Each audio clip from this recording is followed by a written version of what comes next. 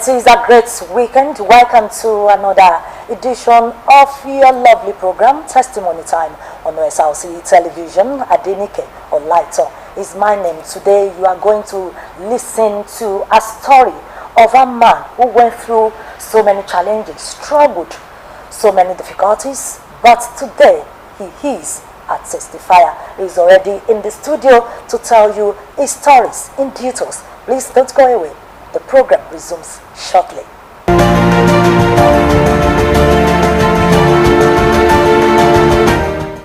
Apostle Adebayo Oluwaniyi was born into the family of late Dr. Oluwafemi James Oluwaniyi and Deaconess Florence Abiodun Oluwaniyi. He came into this world under the covering of parents who valued education, discipline, and the fear of God. His father, now of blessed memory, was a man of learning and vision, while his mother stood as a pillar of faith and strength within our family. His formal educational journey began at St. Raphael Nursery and Primary School, Sawmill, Orelope, Ibadan. Those early years were marked by innocence and hope, as he enjoyed the warmth of family and the promise of a future that seems secure. He later gained admission into Orogun Grammar School, Ibadan, where he continued his secondary education and began to understand life beyond childhood.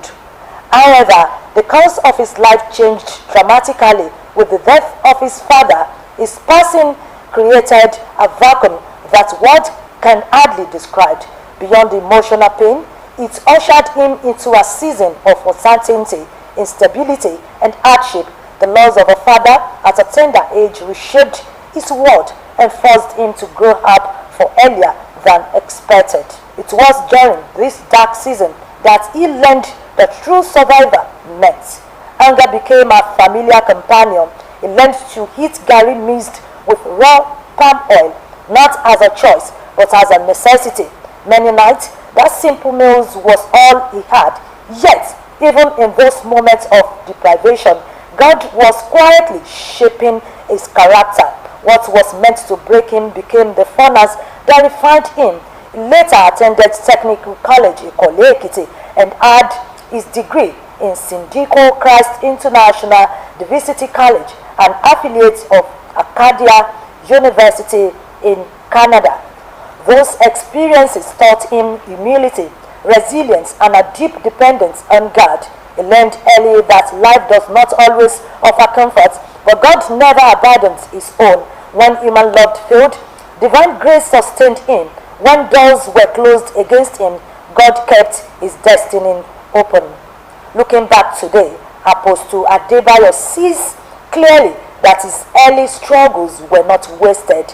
They laid the foundation for his compassion towards the broken, his passion for ministry, and commitment to standing for those who have no voice. The boy who once survived on garri and palm oil grew into a man strengthened by faith, purpose, and the unshakable hand of God. Indeed, his journey is a testimony that God can raise a messenger from the ashes of pain, and that no childhood is too broken for divine restoration.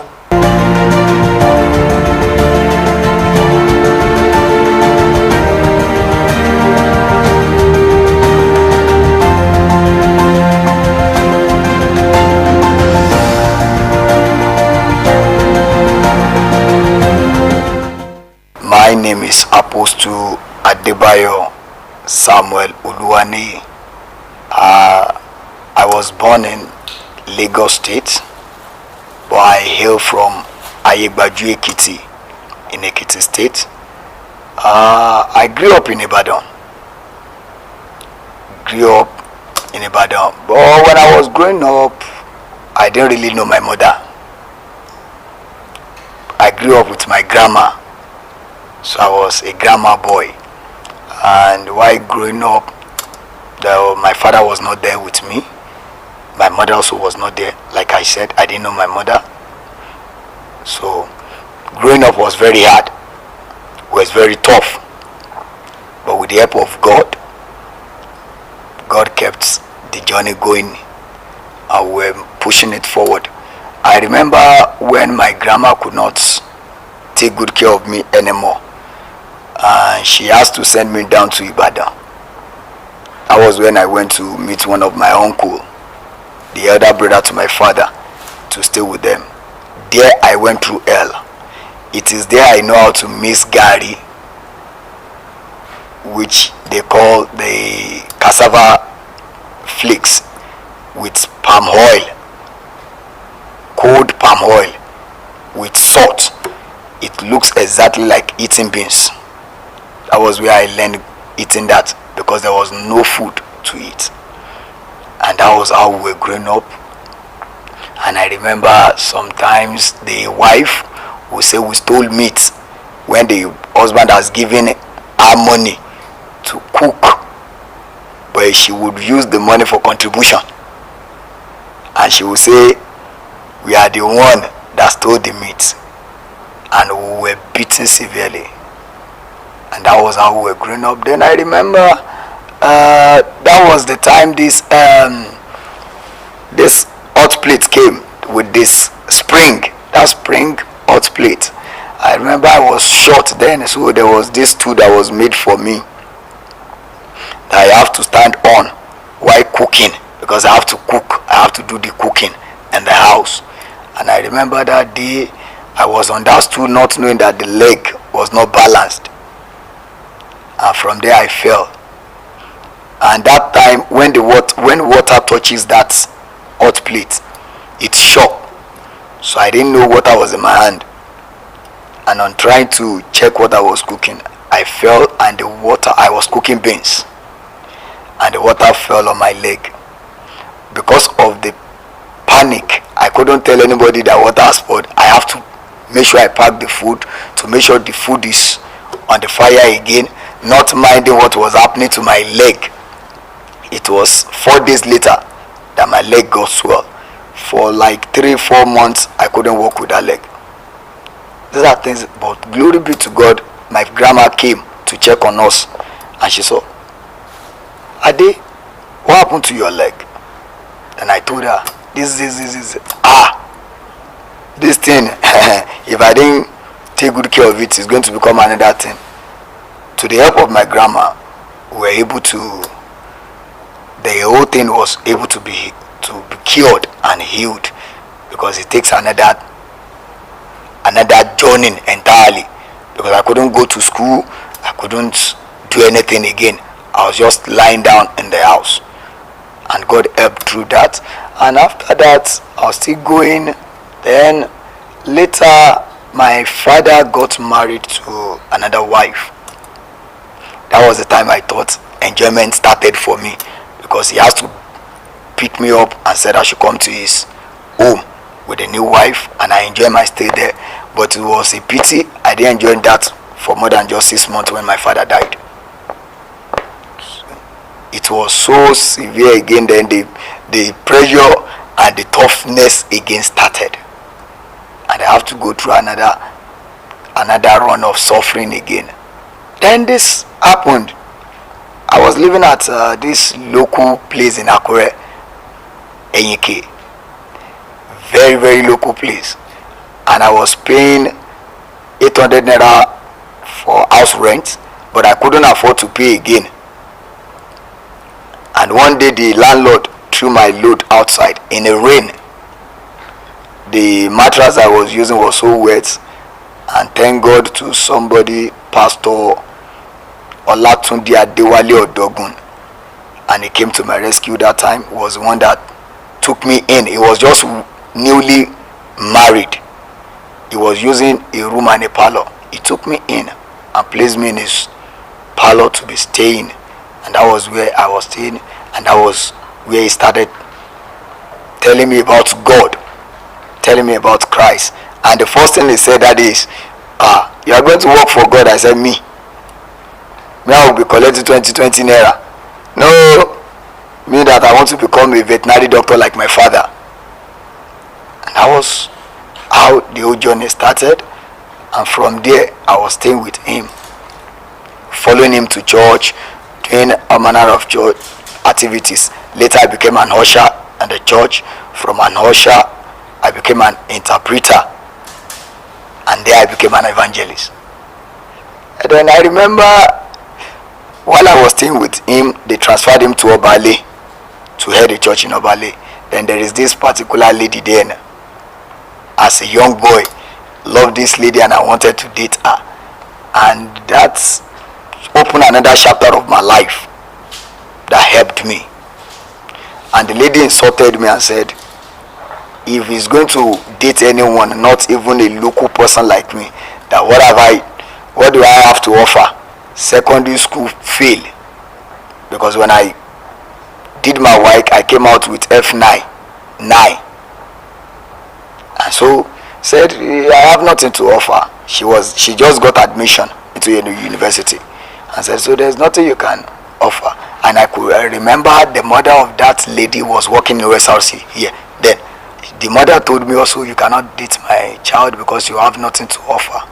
And when I got home to tell my pastor's wife that was staying with as Pastor Odogun, and what she told me is, who will marry you? You that you have nothing to offer, that you have no future than just stay with us here. Then I was furious, very, very furious. And I said, I have to do something with my life. Then I look at it, what can I do with my life? I've done all manner of works. This time around, I have to look for something good to do. Then there is admission going on at a technical college at Ikole, Ikiti. That was when I went to technical college, Ikole, to study mastery that the local man will call bricklayer. That's block laying and concreting. And I went to study it for 3 years. And while I was doing that also, I discovered I had this gift. I didn't learn it from anywhere. Electrical installation. I just know how to fix lights. I didn't know I got it that from. So I later discovered that I can do also. Let me have the certificate of this also. Then I worked for electrical installation also. And it was when I was there that I got the conviction that God called me. I was passionate about this. And while I was going through my younger age, people has been calling me pastor right from my birth. Nothing so this child is a pastor, is going to become this, but I don't believe in all those prophecies, because everything happened to my life never even brought the sign that I'm going to become a man of God, because the hardship I went through does not even encourage me that if God wants to call someone, won't go through this kind of pains and everything. But to the glory of God, when I got to technical school, I met friends that they were tough, were smoking all manner of drugs. But in the school, I became the president of the school. I'll be the one to lead the assembly. I'll be the one to do the prayer. But that does not stop me from smoking, from taking all manner of drugs and everything. And when I pray for people, and people will say, thank God you prayed for me yesterday. When you pray for me, I receive healing. I received. That was like, even I myself was making jest of myself. So a smoker praying for somebody. You just be deceiving yourself. But my last year in technical college was when I really met this God. I remember that day was a very, very unique day in my life. I was in my room. I was not really sleeping. I was not sleeping. I just sat down trying to revise my book when I saw this tall man. This tall man just came. The whole room became blank, white. And he was started talking to me. You must work for me. You must do this. I said, I'm not ready. I'm not ready. But this voice echoed to my head. I cannot think anything again. And that was where I passed out. And when I came back to life, then I said, okay, if that is what I'm going to do, then let me. When I woke up, I met myself at CAC Okegbala, Ayegbaju Ekiti, and where I was tutored by my father in the Lord is now of blessed memory, Pastor Jeremiah Ojuayolo. Baba started tutoring me, and that was where I began to discover the gift of God in my life, and that was where I started the ministry.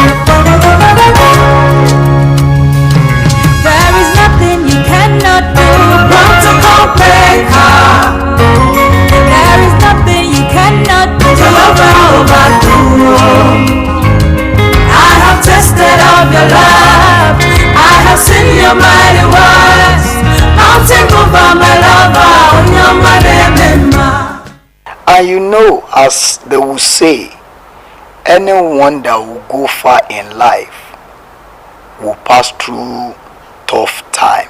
When I entered the ministry again, tough time came. Challenges started coming in. There was this program God gave me to be doing.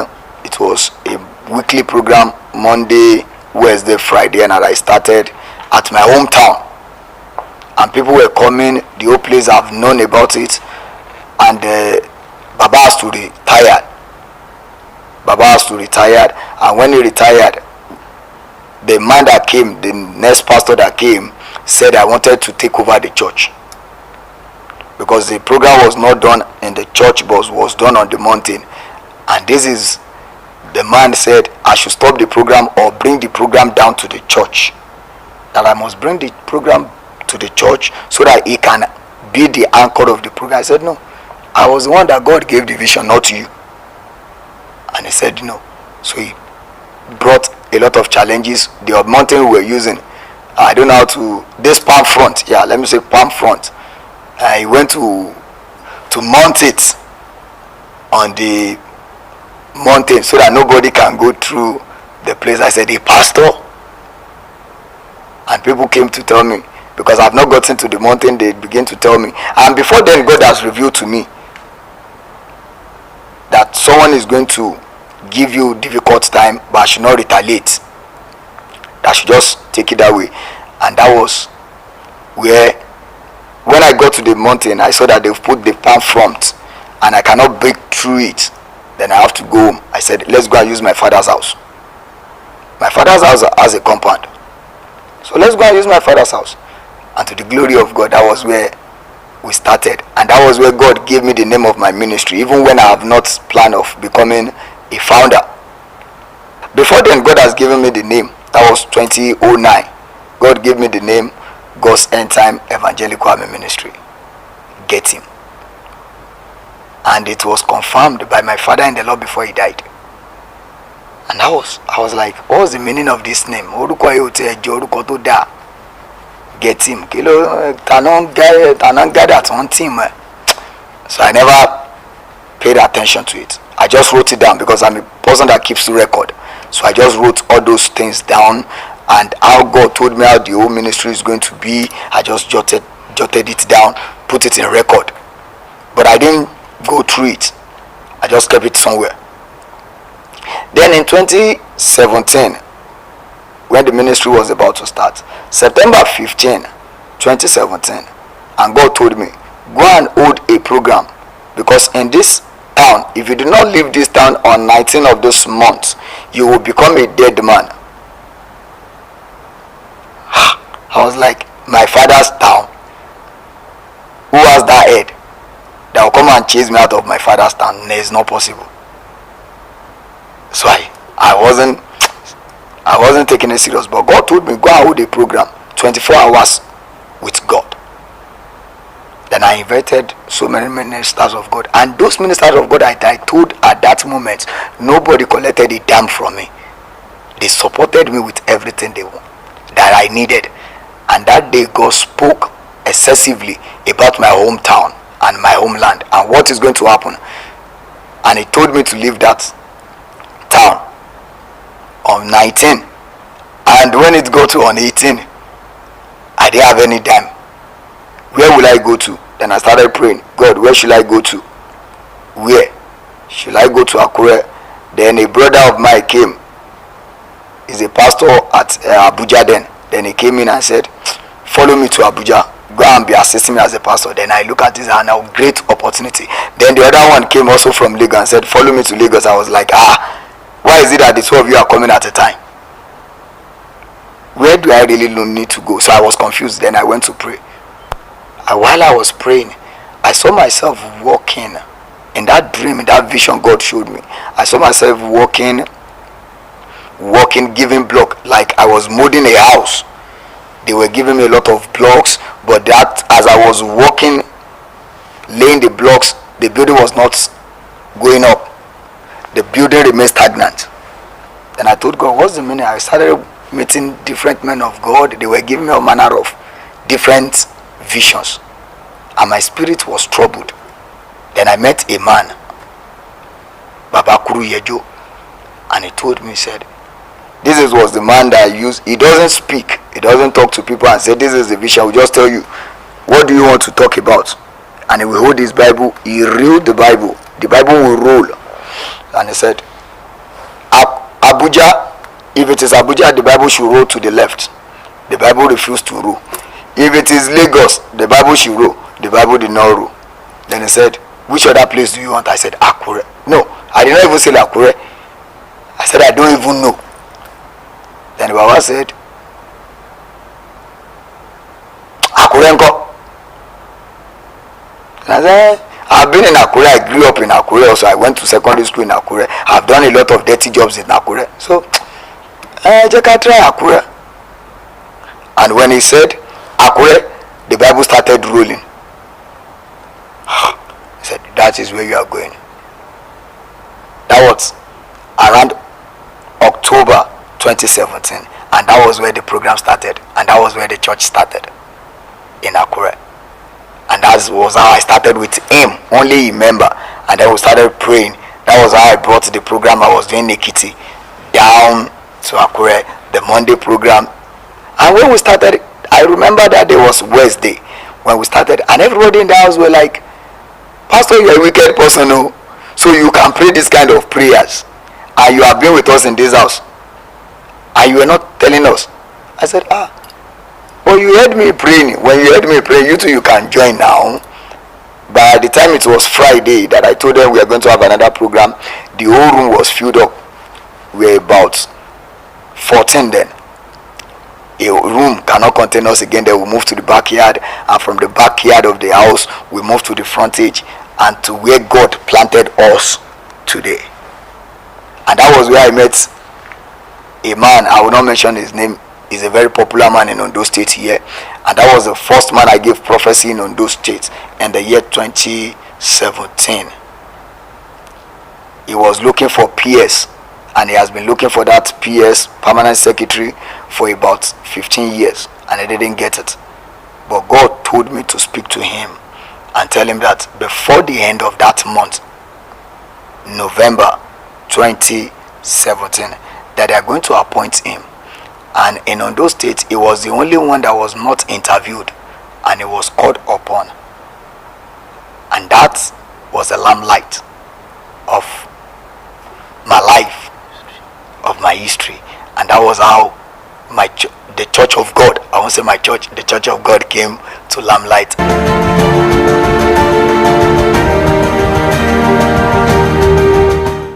My advice to them is rely on God.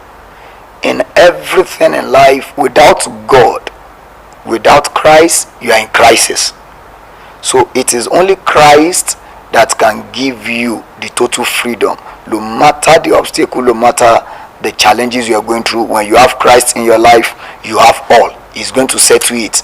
No, there is no greater challenge greater than that of Christ. So when you have Christ in your life, everything is settled. That was a very great and inspiring testimony, which I believe you've learned one or two things from his testimony. Why can't you join us again next week, same time, same station, for another inspiring testimony? Bye for now.